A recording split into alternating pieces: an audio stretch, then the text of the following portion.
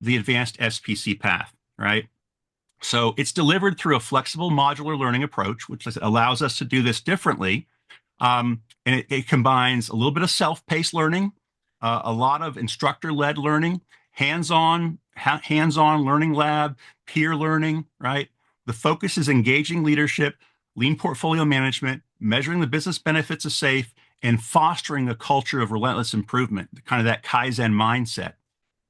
There's prerequisites. You're an experienced SPC in good standing. What that means is you have to be current on your SPC certification. You need to be a SAFe 6.0 SAFe practice consultant. From there, there's one self-paced e-learning module. Scaled Agile introduced kind of a soft rollout. They introduced what they call SAFe Skills. And these are little small e-learning experiences that are targeted learning for a specific set.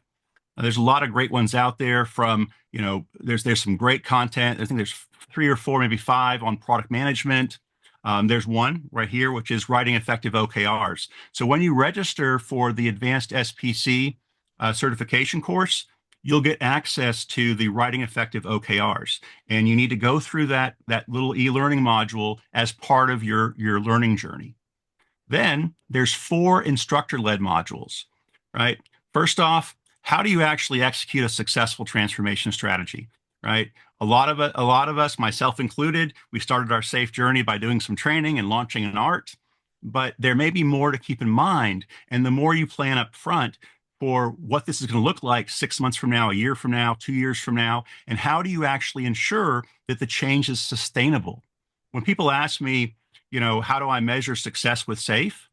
For me, it's like, are they still using the framework years later? You're going to be evolving. The framework's evolving. The other part there, like I said, I mentioned LPM. I'm a big fan of LPM. I'll tell you, it's one of the reasons that I asked Matt if I could start teaching this. When I teach public LPM classes, I get a lot of SPCs who take the LPM class, and I find myself saying, this is the content, this is the model. However, I'll get questions from these SPCs about, well, how do you actually do it? How do you actually implement this? How do you actually get leaders to choose to change, right? And, that's a whole different question. This content is unique, and it actually allows you to actually figure out ways, based on real world case studies, how do you actually get into this? How do you actually excel with LPM? Along the way, how do you also engage leaders? Scaled Agile's Dr. Steve Maynard led a team of people to create some amazing advanced leadership content. And a lot of that great work has found its way into this engaging leaders modules. One of the things that you'll encounter on your journey is how do I actually talk to leaders and get them engaged? Because convincing a developer or a tester or a scrum master or a product owner, or a first line manager about the value of SAFe takes different technique when you try to talk to a C-suite executive or a C+1 executive, right? They have different things they're looking for. And it's great. It's hard to implement SAFe without the support of executives. But when you have engaged executives, your ceiling on what you can accomplish with the framework is raised considerably. And so that's one of the 4 modules of the advanced SPC path.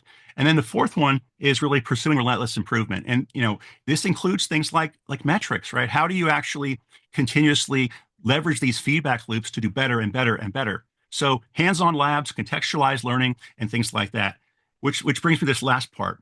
There's a learning lab.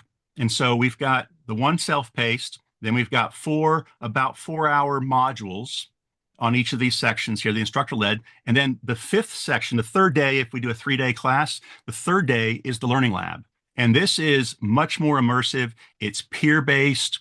But think about this learning lab as a place to really show that you've absorbed the stuff from the e-learning and from the instructor-led. And then there's an exam. Once you've done this path, then you get the advanced SAFe practice consultant certification.